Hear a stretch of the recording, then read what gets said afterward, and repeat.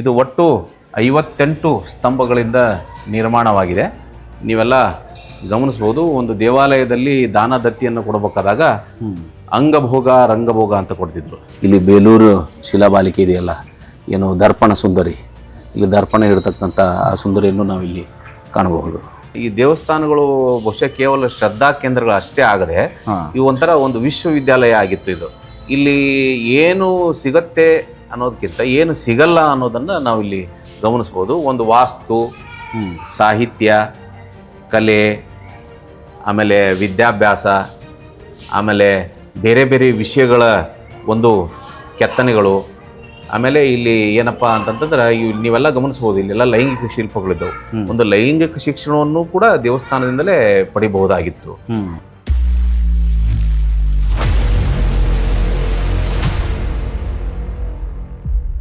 ಗೆಳೆಯರ ನಮಸ್ಕಾರ. ನಾವಿವತ್ತಿದ್ದೀವಿ ದಾವಣಗೆರೆ ಜಿಲ್ಲೆಯ ಹರಿಹರದಲ್ಲಿ ಹರಿಹರೇಶ್ವರ ಅಂತ ಒಂದು ದೇಗುಲ ಇದೆ. ಇದು ತುಂಬ ಒಂದು ವಿಶಿಷ್ಟವಾದ ದೇಗುಲ ಮತ್ತು ಕರ್ನಾಟಕದಲ್ಲಿರುವಂತಹ ಒಂದು ತುಂಬ ಬೃಹತ್ ಗಾತ್ರದ ಒಂದು ಹೊಯ್ಸಳ ದೇಗುಲಗಳಲ್ಲಿ ಇದು ಕೂಡ ಒಂದು. ಇಲ್ಲಿ ಅನೇಕ ಅಚ್ಚರಿಗಳು ಮತ್ತು ಅನೇಕ ಒಂದು ಐತಿಹಾಸಿಕ ಸಂಗತಿಗಳನ್ನು ಕೂಡ ಈ ದೇಗುಲ ಒಳಗೊಂಡಿದೆ. ಸೊ ಅದರದ್ದೆಲ್ಲ ವಿಷಯಗಳ ಒಂದು ಮಾಹಿತಿಯನ್ನು ನಮಗೆ ರವಿಕುಮಾರ್ ನವಲ್ಗುಂದ ಅವರು ಕೊಡ್ತಿದ್ದಾರೆ. ಇವರು ಕನ್ನಡ ಶಾಸನ ವಿಭಾಗದಲ್ಲಿ ಬಂದು PhD ಮಾಡ್ಕೊಂಡಿದ್ದಾರೆ ಮತ್ತು ಇಲ್ಲಿ ಸ್ಥಳೀಯವಾಗಿ ನೆಲೆಸಿರೋರು ಕೂಡ ಹೌದು. ಸೊ ಸರ್ ನಮಸ್ಕಾರ ಈ ಒಂದು ಪ್ರೋಗ್ರಾಮ್ಗೆ. ಆತ್ಮೀಯರೇ ಎಲ್ಲರಿಗೂ ನಮಸ್ಕಾರ. ನೀವು ಈಗ ನೋಡ್ತಾ ಇರತಕ್ಕಂಥದ್ದು ನಮ್ಮ ಮಧ್ಯ ಕರ್ನಾಟಕದ ಜೀವನದಿ ತುಂಗಭದ್ರಾ ಬಲದಂಡೆಯ ಮೇಲಿರ್ತಕ್ಕಂತಹ ಹರಿಹರೇಶ್ವರ ದೇವಸ್ಥಾನವನ್ನು. ಇದು ನಮ್ಮ ಮಧ್ಯ ಕರ್ನಾಟಕದ ಕನ್ನಡಿಗರ ಆರಾಧ್ಯ ದೈವ. ತುಂಗಭದ್ರಾ ಎಡ ಮತ್ತು ಬಲದಂಡೆಗಿರ್ತಕ್ಕಂಥ ಎಲ್ಲ ಭಕ್ತರ ಆರಾಧ್ಯ ದೈವ ಈ ನಮ್ಮ ಹರಿಹರದ ಹರಿಹರೇಶ್ವರ. ಈ ದೇವಸ್ಥಾನ ಸರಿಸುಮಾರು 1500 ವರ್ಷದ ಹಳೆಯ ಒಂದು ಇತಿಹಾಸವನ್ನು ಹೊಂದಿದೆ.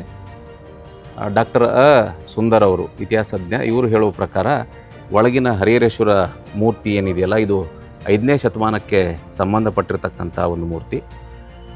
ನಿಮಗೆ ತಿಳಿದಿರುವ ಹಾಗೆ ಕಾಲಕ್ಕೆ ಒಂದು ದೇವಸ್ಥಾನ ಜೀರ್ಣ ಅವಸ್ಥೆ ತಲುಪೋದ್ರಿಂದ ಇದು ಕಾಲಕ್ಕೆ ಬೇರೆ ಬೇರೆ ರಾಜರಿಂದ ಇದು ರಿನೋವೇಟ್ ಆಗ್ತಾನೆ ಬಂದಿದೆ. ಹಿಂದಿನ ಒಂದು ಗರ್ಭಗೃಹದ ಏನು ಭಾಗ ಇದೆಯಲ್ಲ, ಅದು ಜೀರ್ಣ ಆದಾಗ ಕಲ್ಯಾಣ ಚಾಳುಕ್ಯರು ಅದನ್ನು ನಿರ್ಮಾಣ ಮಾಡಿದರು ಅಂತ ಹೇಳಿಬಿಟ್ಟು ಒಂದಷ್ಟು ಇತಿಹಾಸಕಾರರು ಹೇಳ್ತಾರೆ. ತದನಂತರ ಆ ಗರ್ಭಗೃಹದ ಹೊರಗಿನ ಭಾಗವನ್ನು 1224ರಲ್ಲಿ ಹೊಯ್ಸಳರ ದಂಡನಾಯಕನಾಗಿರ್ತಕ್ಕಂಥ ಪೊಲಾಳ್ವ ಅದನ್ನು ಈ ಮಹಾಮಂಟಪವನ್ನು ಕಟ್ಟಿಸ್ತಾನೆ. ಇಲ್ಲಿ ನೀವು ಈ ದೇವಸ್ಥಾನದಲ್ಲಿ ಮುಖ್ಯವಾಗಿ ಮಹಾಮಂಟಪ, ಇದನ್ನು ನಾವು ರಂಗಮಂಟಪ ಅಂತಲೂ ಕರೀಬೋದು. ಒಟ್ಟು 58 ಕಂಬಗಳ ಒಂದು ಮಂಟಪ ಇಲ್ಲಿದೆ. ನಂತರ ಅದರ ಒಳಗೆ ನಾವು ನವರಂಗವನ್ನು ನೋಡ್ಬೋದು. ಅದರ ನಂತರ ಅಂತರಾಳ, ಅದರ ಒಳಗೆ ಗರ್ಭಗೃಹದಲ್ಲಿ ಆಳೆತ್ತರವಾಗಿರ್ತಕ್ಕಂಥ ಒಂದು ಹರಿಹರೇಶ್ವರನ ನಾವು ಮೂರ್ತಿಯನ್ನು ನೋಡ್ಬೋದು. ಬನ್ನಿ ಹಾಗೆ ಸುತ್ತಾಡ್ತಾ ಮತ್ತೊಂದಷ್ಟು ನಾವು ವಿವರಣೆಯನ್ನು ತಿಳಿದುಕೊಳ್ಳೋಣ. ಹೊಯ್ಸಳರ ಒಂದು ವಾಸ್ತುಶಿಲ್ಪದ ಶೈಲಿಗಳನ್ನು ನಾವಿಲ್ಲಿ ಗಮನಿಸ್ಬೋದು. ಅವತ್ತಿನ ಕಾಲದ ವಿವಿಧ ವಾದ್ಯಕಾರರು, ಆನೆ ಸಾಲುಗಳು, ಇವೆಲ್ಲವನ್ನೂ ಕೂಡ ನಾವು ಇಲ್ಲಿ ಗಮನಿಸಲಿಕ್ಕೆ ಸಾಧ್ಯ ಇದೆ. ಸೊ ಕರ್ನಾಟಕದಲ್ಲಿ ಹಿಂದೆ ಏನೇನು ಬಳಕೆನಲ್ಲಿ ವಾದ್ಯಗಳು ಯಾವ್ಯಾವುದು ಬಳಕೆ ಇತ್ತು ಅವೆಲ್ಲವನ್ನು ನಾವು ಇಲ್ಲಿ ಕಾಣಬಹುದು. ಮೃದಂಗ, ಆಮೇಲೆ ಇಲ್ಲಿ ನೋಡಿ ಅವತ್ತಿನ ಕೇಶ ವಿನ್ಯಾಸಗಳನ್ನು ನಾವು ಇಲ್ಲಿ ಕಾಣಬಹುದು. ಇಲ್ಲಿ ತಲೆ ಬಾಚ್ಕೊಳ್ತಕ್ಕಂಥದ್ದವಳು, ಇಲ್ಲಿ ಆ ತಲೆಗೆ ಅಲಂಕರಣವಾಗಿರ್ತಕ್ಕಂಥ ಗೊಂಡೆ ಅಂತಕ್ಕಂಥ ಆ ಒಂದು ಅಲಂಕರಣ ಕಾಣ್ಬೋದು. ಇಲ್ಲಿ ವಸ್ತ್ರವನ್ನು ಹಾಕ್ಕೊಂಡಿರ್ತಕ್ಕಂಥ ಕಾಣ್ಬೋದು. ಇಲ್ಲಿ ಬೇಲೂರು ಶಿಲಾಬಾಲಿಕೆ ಇದೆಯಲ್ಲ, ಏನು ದರ್ಪಣ ಸುಂದರಿ, ಇಲ್ಲಿ ದರ್ಪಣ ಇರತಕ್ಕಂಥ ಆ ಸುಂದರಿಯನ್ನು ನಾವಿಲ್ಲಿ ಕಾಣಬಹುದು. ಬೇಲೂರಲ್ಲಿ ಅವು ಏನಪ್ಪ ಇದಕ್ಕಿಂತ ಹೆಚ್ಚು ಬೃಹತ್ ಆಕಾರದ ಶಿಲಾಬಾಲಿಕೆಯರನ್ನು ನೋಡಿದರೆ ಇಲ್ಲಿ ಸಣ್ಣ ಒಂದು ಚಿಕಣಿ ಶಿಲ್ಪಗಳನ್ನು ನಾವಿಲ್ಲಿ ಕಾಣಲಿಕ್ಕೆ ಸಾಧ್ಯ ಇದೆ. ಮತ್ತು ಇದನ್ನು ನೋಡಿದ್ರೆ ಇದು ಇತ್ತೀಚಿನ ದಿನಗಳಲ್ಲಿ ಇದು ಭಾರತೀಯ ಸರ್ವೇಕ್ಷಣಾ ಇಲಾಖೆಯವರು ಇದನ್ನು ಬಹುಶಃ ಈಗ ಒಂದು 2 ವರ್ಷದ ಹಿಂದೆ ಇದನ್ನು ಮತ್ತೆ ಜೀರ್ಣೋದ್ಧಾರ ಮಾಡಿದ್ದಾರೆ. ಇದೆಲ್ಲ ಪೂರ್ತಿ ಇನ್ನೂ ತಗ್ಗಿತ್ತು, ಎಲ್ಲ ಕಲ್ಲನ್ನು ಹಾಕಿಬಿಟ್ಟು ಮತ್ತು ಭಗ್ನವಾಗಿರತಕ್ಕಂಥ ಈ ಭಾಗಗಳನ್ನು ಮತ್ತು ಅವರು ಅದೇ ಥರದ ಕಲ್ಲನ್ನು ತಗೊಂಬಂದು ಮತ್ತೆ ಜೋಡಿಸಿದ್ದಾರೆ. ಇದು ಎಲ್ಲ ASIನವರು ಮತ್ತೆ ಇದನ್ನು ರಿನೋವೇಟ್ ಮಾಡಿದ್ದಾರೆ. ನೀವು ನೋಡ್ಬೋದು ಇಲ್ಲಿ ಟೋಟಲ್ಲು 5 ಪಟ್ಟಿಕೆಗಳು ಕಾಣುತ್ತೆ. ಕೆಳಗಡೆ ನಿಮಗೆ ನೋಡಿದ್ರೆ ಇದು ವಾದ್ಯದ ಒಂದು ಪಟ್ಟಿಕೆ ಇರ್ಬೋದು. ಎರಡನೇದು ನಿಮಗೆ ಆನೆ ಸಾಲು, ಮೂರನೇದು ಬಂದು ಶಿಲಾಬಾಲಕಿಯರು ಮತ್ತು ವಾದ್ಯ ವೃಂದದ್ದು ಪಟ್ಟಿಕೆಗಳು, ಮತ್ತು ನಾಲ್ಕನೇದು ನೋಡಿದ್ರೆ ಈ ಗೋಪುರಗಳ ರಚನೆ ಯಾವ ರೀತಿ ಇರುತ್ತಲ್ಲ ಅಥವಾ ಶಿಖರಗಳ ಒಂದು ರಚನೆ ಅದ್ರದ್ದು ಒಂದು ಪಟ್ಟಿಕೆ ನೋಡ್ಬೋದು. ಮತ್ತು 5ನೇ ಪಟ್ಟಿಕೆಯಲ್ಲಿ ಕೂಡ ನಿಮಗೆ ಸ್ತ್ರೀಯರ ಒಂದು ಪಟ್ಟಿಕೆಗಳು ಕೂಡ ಕಂಡು ಬರ್ತಿದೆ ಈ ಒಂದು ಗುಡಿನಲ್ಲಿ. ಇದು ಕಕ್ಷಾಸನದ ಹಿಂದಿನ ಭಾಗ. ಇದು ಕಕ್ಷಾಸನ ಅಂತಂದ್ರೆ ನಾವೇನು ಬೆನ್ನಿಗೆ ಹೊರಕೊಂಡು ಕುಂದಿರ್ತೀವಲ್ಲ, ಅದು ಆ ಕಡೆ ಕಟ್ಟೆ ಇದೆ. ಇದಕ್ಕೆ ನಾವು ಪಾರಿಭಾಷಿಕ ಶಬ್ದದಲ್ಲಿ ಕಕ್ಷಾಸನ ಅಂತ ಕರಿತೀವಿ. ಕಕ್ಷಾಸನದ ಹಿಂಬದಿಯಲ್ಲಿ ಇರತಕ್ಕಂಥ ಶಿಲ್ಪಗಳು ಇಲ್ಲೆಲ್ಲ ಇದು ಕೂಡ ದೇವಸ್ಥಾನದ ಕಂಬದ ಮಾದರಿಯನ್ನೇ ಇಲ್ಲಿ ಕೆತ್ತಿರುವುದನ್ನು ಕೂಡ ನಾವು ಕಾಣಬಹುದು.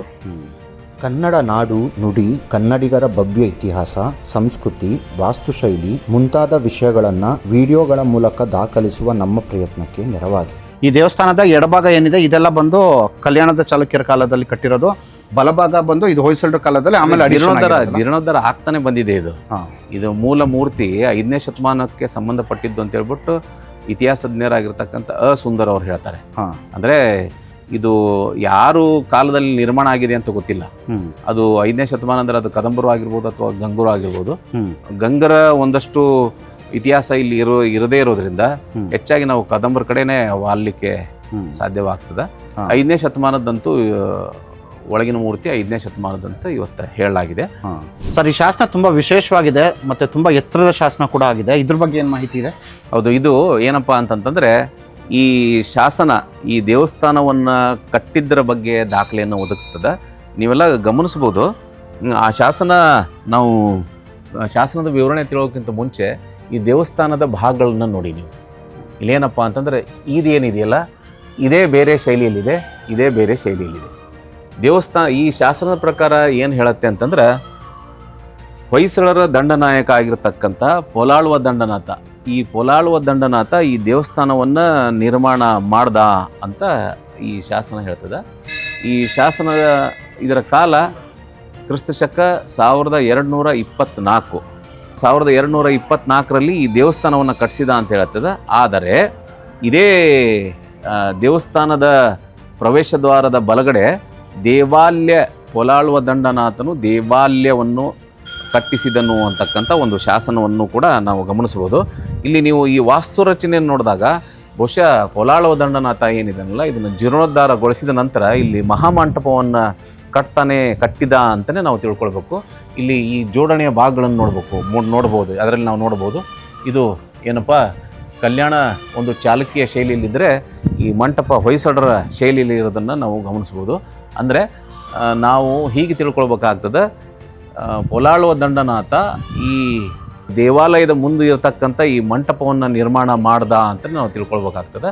ಜೊತೆಗೆ ಅವನು ಇಲ್ಲೇನಪ್ಪ ಇದನ್ನು ಈ ಹಳೆಯದನ್ನು ಮತ್ತೆ ಜೀರ್ಣೋದ್ಧಾರವನ್ನು ಕೂಡ ಮಾಡ್ತಾನೆ ಅಂತ ನಾವು ತಿಳ್ಕೊಳ್ಬೇಕಾಗ್ತದೆ. ಶಾಸನದ ಪ್ರಕಾರ ಏನು ಅಂತಂದರೆ ದೇವಸ್ಥಾನವನ್ನು ಪೊಲಾಳುವ ದಂಡನಾಥ ಕಟ್ಟಿಸಿದ ಅಂತ ಹೇಳುತ್ತೆ. ಆದರೆ ಒಳಗಿರತಕ್ಕಂಥ ಹರಿಹರೇಶ್ವರನ ಮೂರ್ತಿ ಇದು 5ನೇ ಶತಮಾನಕ್ಕೆ ಸಂಬಂಧಪಟ್ಟಿದ್ದು ಅಂತ ಹೇಳ್ಬಿಟ್ಟು ಪುರಾತತ್ವ ಶಾಸ್ತ್ರಜ್ಞರು ಮತ್ತು ಇತಿಹಾಸಕಾರರಾಗಿರ್ತಕ್ಕಂಥ ಸುಂದರ್ ಅವರು ಹೇಳ್ತಾರೆ. ಅಂದರೆ ಈ ದೇವಸ್ಥಾನ ಮೂಲದಲ್ಲಿ ಕಟ್ಟಿದ್ದು 5ನೇ ಶತಮಾನದಲ್ಲಿಯೇ, ಕಾಲಕ್ಕೆ ಈ ದೇವಸ್ಥಾನ ಜೀರ್ಣ ಆಗ್ತಾ ಬಂದಂಗೆ ನಮ್ಮ ಕರ್ನಾಟಕದ ರಾಜರು ಮುಂದೆ ಹರಿಹರೇಶ್ವರನಿಗೆ ದೇವಸ್ಥಾನವನ್ನು ನಿರ್ಮಾಣ ಮಾಡ್ತಾನೆ ಬಂದಿದ್ದಾರೆ.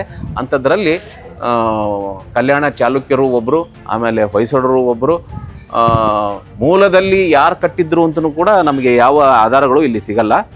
ಯಾಕಂತಂದರೆ ಮೂರ್ತಿ 5ನೇ ಶತಮಾನದ್ದಾಗಿದ್ದರಿಂದ ಬಹುಶಃ ನಾವು ಹೀಗೆ ಅಂದ್ಕೊಳ್ಬೋದು ಕದಂಬರ ಕಾಲಕ್ಕೆ ಇದು ಆಗಿರಬಹುದು ಅಂತ ಹೇಳ್ಬಿಟ್ಟು.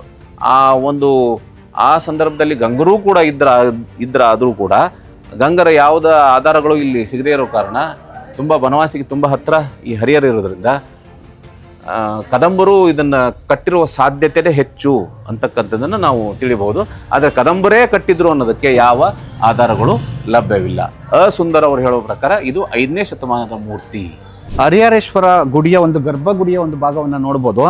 ಇದನ್ನು ನೋಡಿದ್ರೆ ನಿಮ್ಗೆ ಗೊತ್ತಾಗುತ್ತೆ ಅಂದರೆ ಇದು ಬೇರೆ ಬೇರೆ ಒಂದು ಕಾಲದಲ್ಲಿ ಆಗಿರೋ ರಚನೆ ಅಂತ. ಯಾಕೆಂದರೆ ಕೆಳಗಿನ ಭಾಗವನ್ನು ನೀವು ನೋಡಿದ್ರೆ ಈಗ ರವಿಕುಮಾರ್ ಸರ್ ಹೇಳೋ ಪ್ರಕಾರ ಬಂದು ಇದು ಕಲ್ಯಾಣದ ಚಾಲುಕ್ಯರ ಒಂದು ಕಾಲದಲ್ಲಿ ಆಗಿರೋವಂಥದ್ದು ಅನ್ನೋದು ಗೊತ್ತಾಗುತ್ತೆ. ಆದರೆ ಆಗಿನ ಒಂದು ಕಾಲದಲ್ಲಿ ಬಂದು ನಮ್ಮ ಕಲ್ಯಾಣದ ಚಾಲುಕ್ಯರ ಗುಡಿಗಳಲ್ಲಿ ಒಂದು ಶಿಖರ ಅಥವಾ ಶಿಖರವನ್ನು ಈ ರೀತಿ ಒಂದು ಕಟ್ಟುವ ರಚನೆಗಳಿರಲಿಲ್ಲ. ಅಥವಾ ಒಂದು ಗಚ್ಚು ಮತ್ತು ಗಾರೆಯಿಂದ ಮಾಡುವಂತಹ ಒಂದು ಶಿಖರಗಳನ್ನು ಮಾಡುವ ಒಂದು ಅಭ್ಯಾಸ ಆಗಿನ ಕಾಲದಲ್ಲಿ ಇರಲಿಲ್ಲ. ಹಾಗಾಗಿ ಈ ಒಂದು ಗಚ್ಚು ಮತ್ತು ಗಾರೆಯನ್ನು ಬಳಸಿ ಮಾಡಿರುವಂತಹ ಒಂದು ಈ ಶಿಖರವನ್ನು ನೋಡಿದ್ರೆ ವಿಜಯನಗರ ಕಾಲದ್ದು ಕೂಡ ಆಗಿರಬಹುದು, ಅಥವಾ ವಿಜಯನಗರದ ಕಾಲದ ನಂತರ ಬಂದು ಪಾಳೆಗಾರರ ಒಂದು ಆಳ್ವಿಕೆ ಏನಿತ್ತೋ ಆ ಸಂದರ್ಭದಲ್ಲೂ ಕೂಡ ಈ ಒಂದು ರಚನೆ ಮಾಡಿರೋ ಸಾಧ್ಯತೆಗಳಿದೆ. ಅಷ್ಟೇ ಅಲ್ಲದೆ ನೀವು ಇಲ್ಲಿ ಮುಂದೆ ನೋಡಿದ್ರೆ ನೀವು ಆನೆ ಮೇಲೆ ಬಂದು ಸಿಂಹ ಇರುವಂಥ ಒಂದು ರಚನೆ ಕೂಡ ನೀವು ಕಾಣಬಹುದಾಗಿದೆ. ಸೊ ಅದು ಏನು ಅರ್ಥ ಸೂಚಿಸುತ್ತೆ ಅಂದರೆ ವಿಜಯನಗರದ ಅರಸರು ಬಂದು ಒರಿಸ್ಸಾದ ಗಜಪತಿಗಳ ಮೇಲೆ ಯುದ್ಧಗಳನ್ನು ಮಾಡಿರ್ತಾರೆ. ಆ ಒಂದು ಸಂದರ್ಭದಲ್ಲಿ ಗಜಪತಿಗಳ ಮೇಲೆ ಇವರು ಸಾಧಿಸಿದ ಒಂದು ವಿಜಯದ ಸೂಚಕವಾಗಿ ಕೂಡ ಈ ಒಂದು ಗಾರೆಯ ಶಿಲ್ಪವನ್ನು ಕೂಡ ಹಾಕ್ಸಿರೋ ಸಾಧ್ಯತೆಗಳು ಈ ಒಂದು ಗುಡಿನಲ್ಲಿ ಕಂಡು ಬರುತ್ತೆ. ಕನ್ನಡದ ಹಿರಿಮೆಯನ್ನು ಜಗತ್ತಿಗೆ ಸಾರುವ ನಿಟ್ಟಿನಲ್ಲಿ ಒಂದು ವಿಶಿಷ್ಟವಾದ ವಿನ್ಯಾಸ. ಕನ್ನಡದ ಕ ಅನ್ನುವ ಅಕ್ಷರ ಅಶೋಕನ ಕಾಲದಲ್ಲಿ ಈಗಿನ ಪ್ಲಸ್ನಂತೆ ತೋರುತ್ತಿದ್ದು, ಮುಂದೆ ಸಾತವಾಹನರು, ಬನವಾಸಿಯ ಕದಂಬರು, ಬಾದಾಮಿಯ ಚಾಲುಕ್ಯರು, ಮಾನ್ಯಕೇಟದ ರಾಷ್ಟ್ರಕೂಟರು, ಕಲ್ಯಾಣದ ಚಾಲುಕ್ಯರು, ದೋರ ಸಮುದ್ರದ ಹೊಯ್ಸಳರು, ವಿಜಯನಗರದ ಕರ್ನಾಟರು, ಮೈಸೂರಿನ ಒಡೆಯರ್ಗಳವರೆಗೂ ಬೆಳೆದು ಬಂದ ಹಾದಿಯನ್ನು ಇಲ್ಲಿ ತೋರಲಾಗಿದೆ. ಕನ್ನಡ ನಾಡು, ನುಡಿ, ಸಂಸ್ಕೃತಿ, ಲಿಪಿಯ ಮಹತ್ವವನ್ನು ಸಾರುವ ಇಂತಹ ಟೀ ಶರ್ಟನ್ನು ಧರಿಸೋಣ.